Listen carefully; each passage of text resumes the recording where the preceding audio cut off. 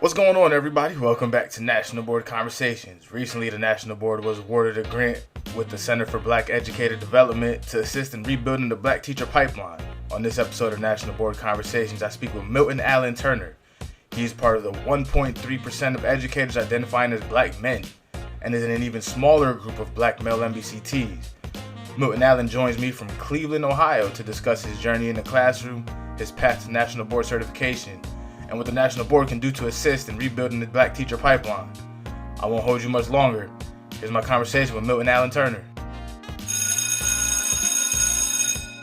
Milton Alan Turner, thank you for joining me on the podcast. I'm excited to have you on. Well, my pleasure. It's great to be here. All right, so we'll get right into it. What is your current role? And give a brief intro of yourself, and then I got a few questions to get a little bit more on the personal side. Okay, great. I teach French and Spanish at Saint Ignatius High School in Cleveland, Ohio. I've been teaching there for 37 years, although not always as a teacher. I spent 3 years as an administrator, then went back in the classroom. And I've also done some post-secondary teaching. Started off actually at Clark College in Atlanta teaching, where I first got the education bug, and then got convinced to move back to my hometown of Cleveland. And then I've also taught some education and French classes at Cleveland State University. So originally in high school, I thought I was never going to teach. I thought I was going to be an attorney. And I'm 60 years old. I think my mother still thinks one day I'm going to go to law school. But once I first started teaching, just that aha moment and seeing students get it, I got the bug, and it's kept me there for 38 years. That's awesome. That's awesome. So you said you went to administration and then back to the classroom. That's not something that happens very often. What made you go back to the classroom? I can't deal with dumb adults. That I understand that students don't understand things, and that's part of the job is to help them come to an understanding and a clarity. I ran into too much groupthink in administration. I also insisted on teaching one class while I was an administrator. I kept teaching AP French literature at the time. And because I thought it was important to be on bell time as well as clock time to understand first, second, third period and not just 12 o'clock and 12:30. And for some administrators, that was a problem. And they thought, well, you need to choose. You need to be either a teacher or an administrator. I'm like, well, why can't I be both? And when forced to choose, that actually the person that replaced me ended up leaving. And so I decided, well, rather than hiring another French teacher, I'm going to go back in the classroom and hire another administrator. And I'm happier there. And actually, the dirty little secret is administration is easy. In administration, you've got administrative support. You've got time. It's in the classroom where you're on the high wire and doing everything by yourself. It's hard, but like the movie A League of Their Own, that's what makes it great. It's supposed to be hard, but that's the fun part. Administration is not that challenging. Okay. So what are your 3 favorite foods? My favorite food. I love almost any kind of chicken. Yeah, normally fried, but fried, baked, roasted as any kind of chicken. Jambalaya and shrimp creole. I'm a real big Louisiana Oh man, I food. just got back from New Orleans actually. Oh, that's Louisiana, New Orleans, and Montreal are like my two in North America. Those are my two favorite cities to eat. The food is just Oh phenomenal. man. I eat myself silly. Oh yeah, I gotta go to Montreal. I grew up in Massachusetts, Springfield, Massachusetts, about 4.5 hours south of Montreal, but I've never been. But I have a bunch of family from New Orleans, so I've been there quite a few times. I love New Orleans. Oh yeah, it's like the spicier the better. Oh yeah, I love a good jambalaya. Oh man. All right, 3 songs that define you. 3 songs that define me. I'm a old school funk fan, so P Funk from Parliament Funkadelics, one of my favorite. The live version, especially. Okay.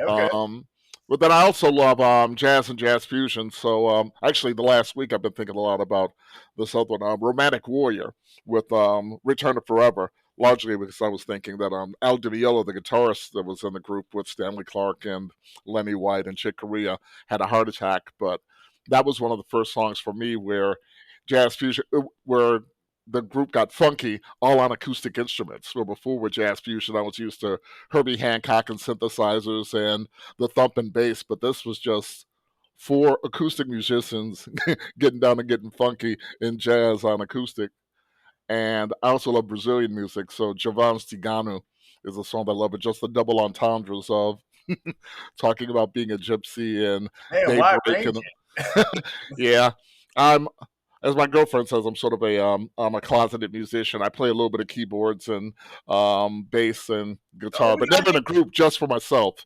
And I had a heart attack about 15 years ago from being a bad smoker for years, and finally stopped. And I needed to have a good habit to replace that, so I got a little more heavily into music. So it's just my therapy. I get on my keyboards or my bass or my guitar and just play for me. To just That's my therapy. That's my relaxing time. Oh, I love that. I love that. I love that.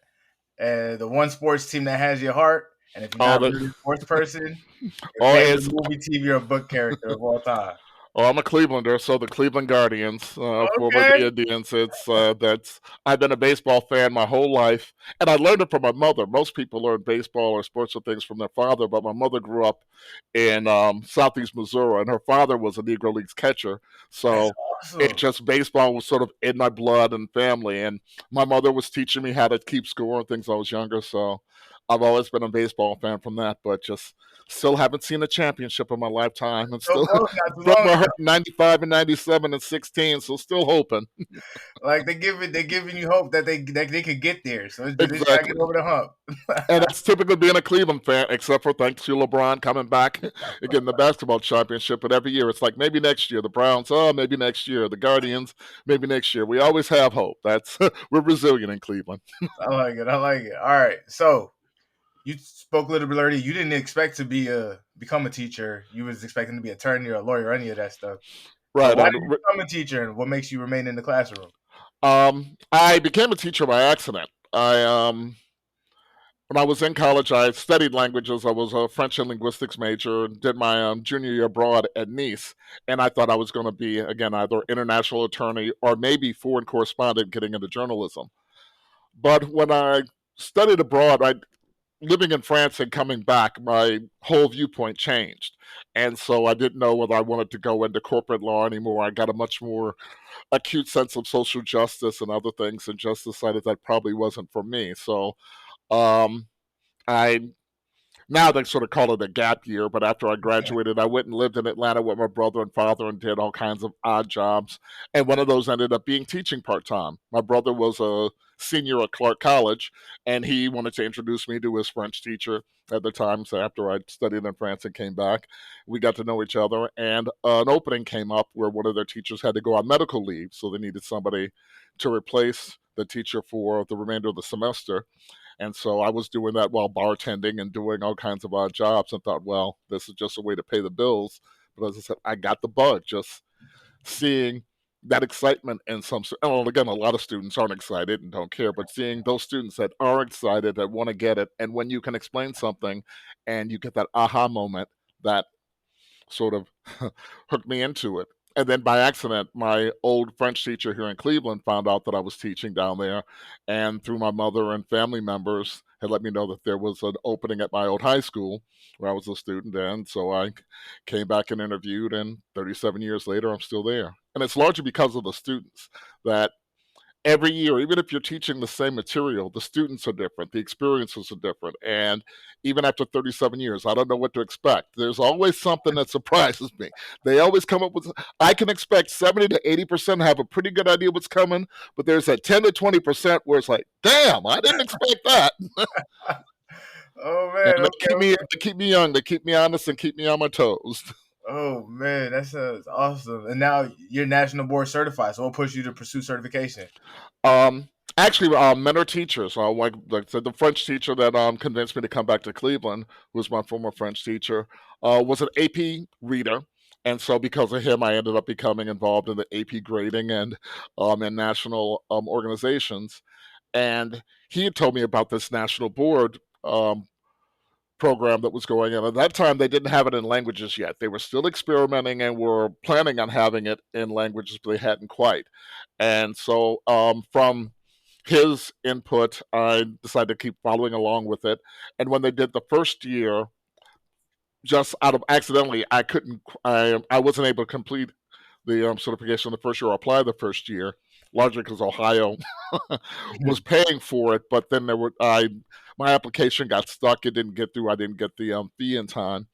So then the next year, the second year, I was able to hook up with several teachers in Cleveland who were language teachers through Ohio Foreign Language Association, who got certified the first time through. And so God's hand in there instead of me going through the first time, because it said no, wait a year. And then I got to meet three other teachers who went through the process, got to learn from their experiences. And so I was part of the second cohort year of language teachers and French teachers, and was fortunate enough to make it the first time, because I heard, particularly that time in the early 2000s, not only was the passing rate very low, but even lower for minorities, and even more so in languages.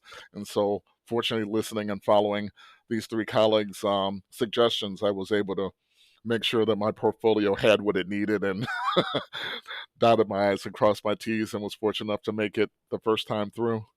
So you achieved on your first try. Yes. And largely thanks to the input of, there was a mentoring system in Ohio, and I did, and nothing against the mentor that I had. She was very good, but it was sort of like a history or generic mentor.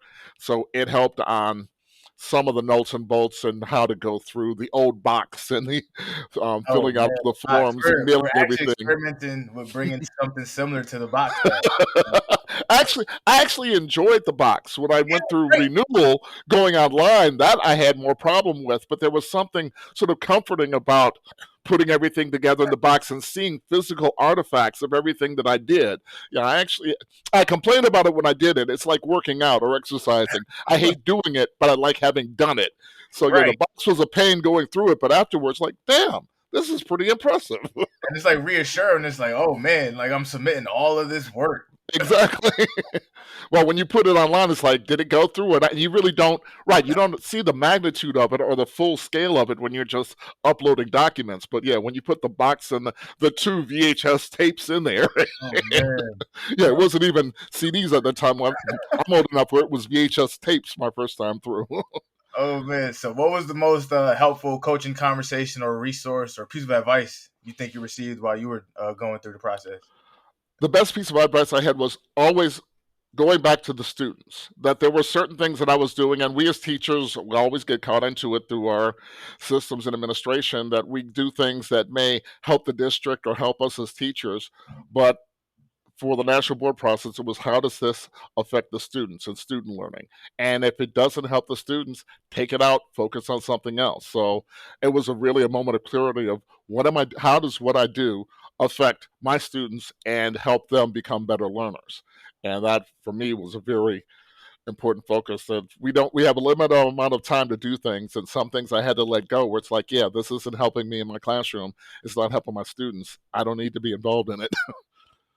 No, that's right. And we like one thing we like to other NBCTs have talked about is involving your students in the process. Exactly. And having them involved makes it not only easier on you, but it gets them more intrigued in being better and things like that. So it's definitely something to think about.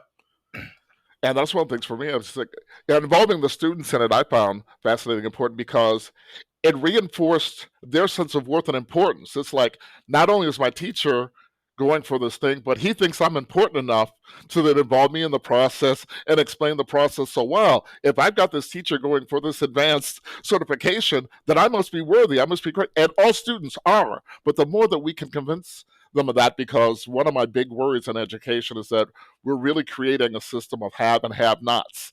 And there are some students and I teach in a public school, I mean, in a private school. But it really bothers me that public education is being devalued, and we're not putting the money, resources, and respect into public education that we need. And I'm afraid we're going to have to pay for that in a generation or so. That bill's coming. And unless we really pay attention to give all students the quality education that we need, we all are going to suffer. So how did becoming an NBCT impact your career? On the one hand, it opened up a lot of professional activities. It made me much more involved in national organizations. I've attended a couple of the national conferences. It made me more involved in national organizations. The first couple of years, it was nice. Also in Ohio, for a few years, we did end up having a pay increase, although that disappeared pretty quickly. Man. But for me, the most important thing, more than the pay increase, they also got rid of support for teachers initially applying, and that's something I'd really like to see come back, is that even though the prices have gone down. It's a 5 year now instead of the 10 year. A lot of the barriers are being removed. It's still for some teachers that initial payment can still be a Yeah. big deal. And I'd love to see our state at least go back to that, at least funding the process to let teachers get in, because that's a huge barrier for some teachers, particularly younger teachers. But for me, it opened up a lot of networking opportunities to be able to connect with other teachers and also to begin to work with younger teachers. But that pipeline is getting Man, nearer and nearer. trying Fewer people are coming through there. And as much as we're trying to get people through, it's getting harder and harder. And frankly, if I were in college right now in my 20s, I'm not sure I'd go into teaching. I'd be thinking long and hard about it. Yeah, it's tough. It's tough. So you're a big sci-fi fan. So first question: DC or Marvel Comics? Oh, I'm DC, and yeah, I love both. But growing up with DC, Marvel, particularly as a young black man, I didn't read comic books to read about somebody else's problems. I didn't care that Peter Parker couldn't pay his rent or something. I read comics to read somebody kick somebody's butt. I want Batman to kick the Joker's butt. I want Superman to beat Luthor. So I wanted the great archetype heroes of good and evil. I didn't want to know about the problems and that. No, just I want to see some butt whooping. Yes, I'm here for it. Who are your three favorite characters? Well, I was the Batman was one of my big. I Okay. was a big fan of that. The Green Lanterns, originally Hal Jordan, but eventually as well John Stewart. Just the idea that you're with your mind and your will, you could construct and create anything. I just, Love it. as a young black man, I just love that. It's like I can make anything I imagine come into reality. And Hawkman, the Thanagorian warrior, just Okay, like that's different. That's different. I like it. that it's just always like, and it wasn't originally at first the original versions of Hawkman or the classic Golden Age that was a reincarnated Egyptian god, but the Thanagorian warrior from another planet was like, oh, okay, that's kind of cool. He's just the badass warrior. I love it. So have you ever used science fiction in different languages in your classrooms? I've tried to. What I often do is, if not, because there are some like Pierre Boulle wrote the Planet of the Apes, and sometimes I'll use some excerpts of that, and Boileau Narcejac, a couple of fantastic writers. But what I often do in languages, we spend a lot of time talking about perspectives and getting students to understand the perspective of another. And so I often joke that, particularly in science fiction, understanding the perspective of black sci-fi fans, a black sci-fi fan or time traveler is never going into the past. For black people, it's always about the future. And so the more that we can understand why that's the case, the why for many people of color, there were no good old days in the past, and we always want to see something better, that we're always looking for the better. Well, again, for some people of privilege, yeah, the past might be nice to go back and revisit, but with me, it's like, oh no, there's nothing in the past I want to see or revisit again. I've just always got to hope the future is going to be better. Like it was all bad. Like all right, so you talked about you're a black male in the classroom, very rare and becoming even more rare nowadays. What do you think has been the leading cause behind the decline of black male educators? Um, money. As my grandmother used to say, money can't buy everything, but poverty can't buy a damn thing. Right. That a lot of that for many black males that sit in college in their 20s, if you're looking at different opportunities and what's available, why would you go into a profession that pays next to nothing and now has very little respect? At least 40 years ago when I started, the pay wasn't great. But in the community, people said, oh, well, you're a teacher. That was something that was respected and honored in the community. That's really not the case anymore. It's almost, you're going to teaching? Why, you fool? Going to going to banking or law or medicine or something else. It's even there's not a prestige in it anymore.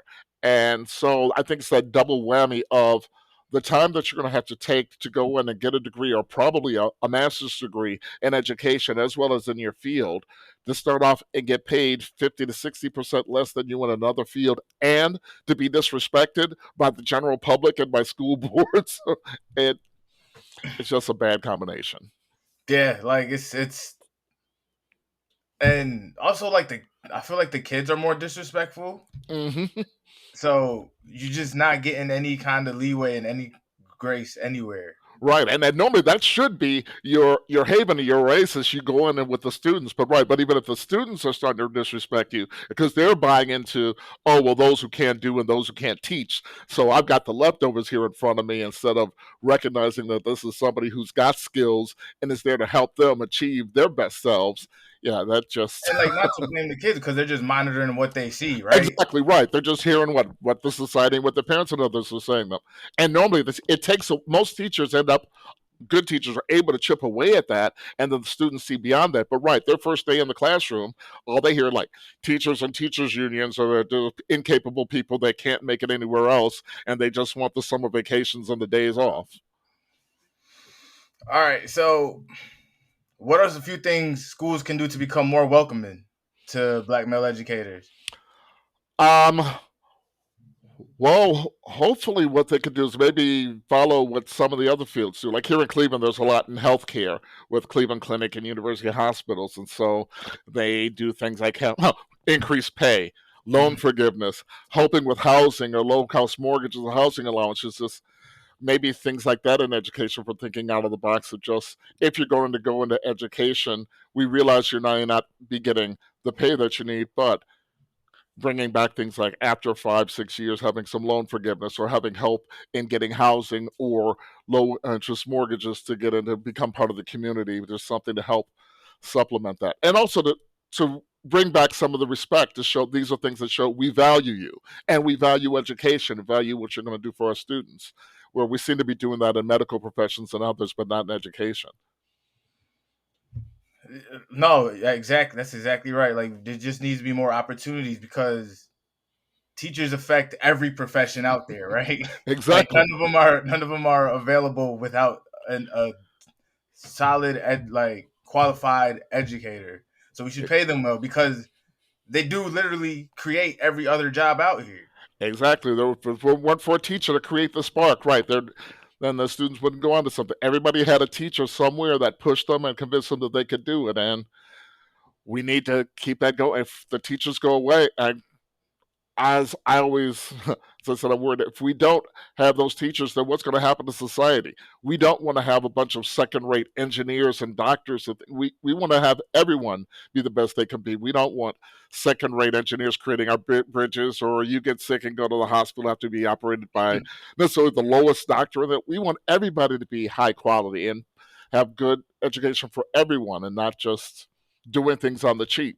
You can't have YouTube doctors and YouTube engineers. It's kind of nice to say, well, you can go out and Google it, but you still need that wisdom, and we need to. And that's where teachers are the most important. I always joke that school isn't about learning or knowledge; it's about wisdom. We want to eventually get the students to the point where they can recognize what's right and what's wrong, what makes sense and what doesn't. Basically, give them a BS meter to know, okay, that makes sense, or that doesn't quite make sense.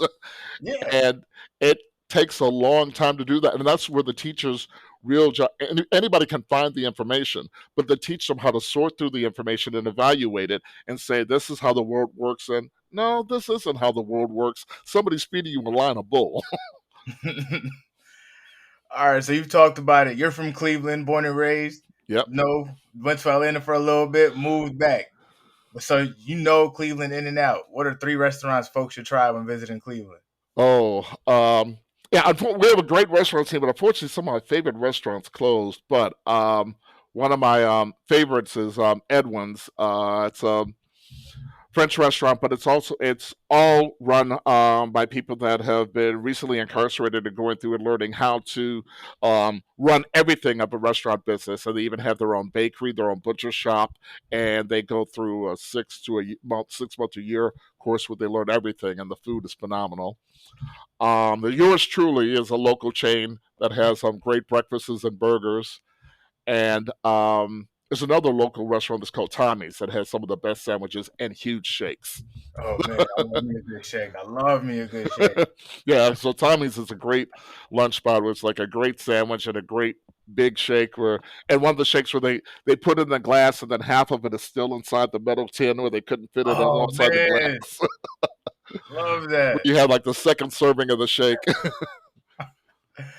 Okay, so if you had to sell the education profession to someone looking to get into it in 1 to 2 minutes, what would you use as your elevator pitch? I'd probably try to use my Don LaFontaine, the old movie trailer voice. In a world where students no longer learn, you can make a difference. Just getting people to realize that, as you said, everybody had a teacher or had somebody who pushed them and moved them. And probably use some old tripes like, a mind is a terrible thing to waste, and this is the hardest job you'll ever love. But without it, we don't advance as society. Somebody has got to, if not ignite the spark in children, keep the spark going. Most students come to school wanting to learn, and it's unfortunately lots of other things that put that flame out. We need to make sure that that flame stays alive and kindles and grows. And if not you, who? Nice. No, that's a really strong point too, right? Like school is a safe place for a lot of students. Exactly. Right. So, like, think about that. You get to foster and build a safe place for a whole community. Exactly. So to add to your point.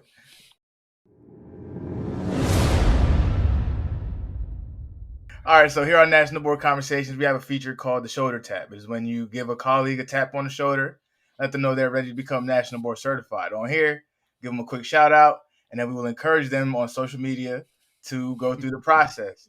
So, Milton Allen, who are you shoulder tapping today? I'm tapping my colleague Jose Torres in Spanish. I know he's going to be mad about it and hate it, but he's a brilliant colleague of mine in Spanish and would do very well at that. And he's one like another student. He's often he needs that tap to be pushed. He would do well at it, be brilliant at it. He probably figures, oh, I don't have time of the others, but he inspires students in Spanish more than anyone. I've talked with some people, and I hope not. They don't offend some of my other teachers, but he's one of the best Spanish teachers I've ever run across in my life, and he really should be part of this process and encourage other teachers to go along and follow as well. Amazing. Milton Alan Turner, thank you for joining me on the podcast. Oh, this has been great. It's been my pleasure. Thanks for having me. Milton Alan Turner really brought it with this interview, and I really appreciate his openness and willingness to put it all out there. I want to thank him again for taking the time to join me on the podcast, and thank you for listening. Be sure to subscribe and leave a 5-star review wherever you find your podcast, and remember to post your I Am an NBCT videos. I would love to see them and get them reposted on our social media. Follow the National Board across social media for all updates related to National Board, and we'll see you next time.